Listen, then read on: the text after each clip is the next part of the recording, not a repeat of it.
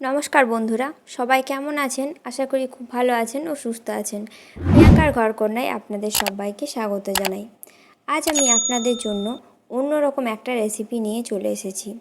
ছানার পায়েস বা রসমালাই আমরা সবাই খেয়েছি, কিন্তু ছানার পায়েস ও রসমালাইয়ের স্বাদ যদি একসাথে পাই তাহলে কেমন হয়? তাহলে চলুন বেশি দেরি না করে চটপট রেসিপিটি দেখে নিই। এই রেসিপিটি বানানোর জন্য আমি এখানে 1 লিটার পরিমাণ দুধ নিয়ে নিয়েছি আর 4টে লেবুকে একটু জলের মধ্যে ভালো করে নিগড়ে নিয়ে রসটা বের করে নিয়েছি। এরপর দুধটা ফুটলে ওই দুধের মধ্যে আমি এই লেবুর রসটা দিয়ে দিচ্ছি, দিয়ে এটাকে 5 মিনিট মতো ফোটাবো। দেখুন ফুটছে আর দুধটা থেকে জলটা আলাদা হয়ে যাচ্ছে। যখন বুঝবেন যে দুধটা থেকে জলটা আলাদা হয়ে যাচ্ছে তখন বুঝবেন যে ছানাটা তৈরি হয়ে গেছে। এবার গ্যাসের ফ্লেমটা বন্ধ করে আমি একটা ঢাকনার সাহায্যে এটাকে ঢেকে রেখে দিচ্ছি 2 ঘন্টার জন্য।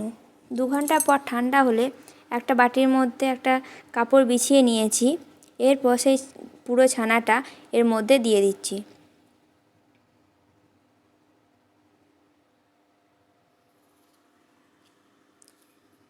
পুরো ছানাটা দিয়ে এটাকে ভালোভাবে ছেঁকে নেব।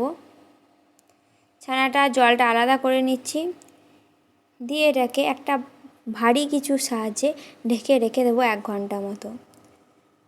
1 ঘন্টার পর দেখুন আমি পুরো ছানাটা ছোট ছোট টুকরো করে কেটে নিয়েছি আর এখানে নিয়ে নিয়েছি অল্প কিছু কাজু আর নিয়েছি 2টো এলাচ। এরপর আবারও আমি 500 গ্রাম পরিমাণ দুধ নিয়ে নিয়েছি, কড়াইয়ের মধ্যে বসিয়ে দিয়েছি। এবার ওই দুধের মধ্যে দিয়ে দিলাম 2টো এলাচ আর যে কাজুটা নিয়েছিলাম সেই কাজুটা কুচিয়ে এখানে দিয়ে দিচ্ছি। দিয়ে এটাকে ভালোভাবে নাড়বো 10 মিনিটের মতো।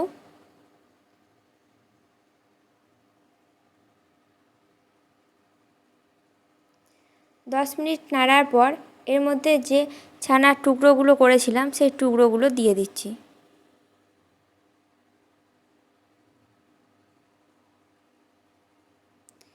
টুকরোগুলো দিয়ে এটাকে আবারও ভালোভাবে নাড়ব। কিছুক্ষণ পরপরই নাড়ব যাতে এর মধ্যে তলাতে লেগে না যায়। এই সময় আমি এর মধ্যে দিয়ে দিচ্ছি 1 কাপ পরিমাণ চিনি। চিনি দিয়ে আবারও ভালোভাবে নাড়ব।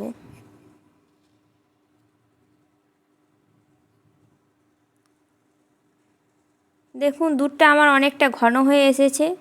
আবার ছানার যে টুকরোগুলো করেছিলাম সেই টুকরোগুলোও গোটা গোটা আছে।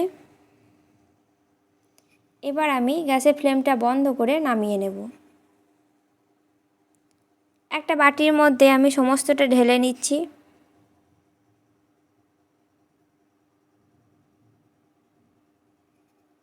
ঢেলে নিয়ে উপর থেকে কয়েকটা কিশমিশ ছড়িয়ে দিচ্ছি। তাহলেই আমার তৈরি হয়ে গেছে ছানার পায়েস প্লাস রসমালাই।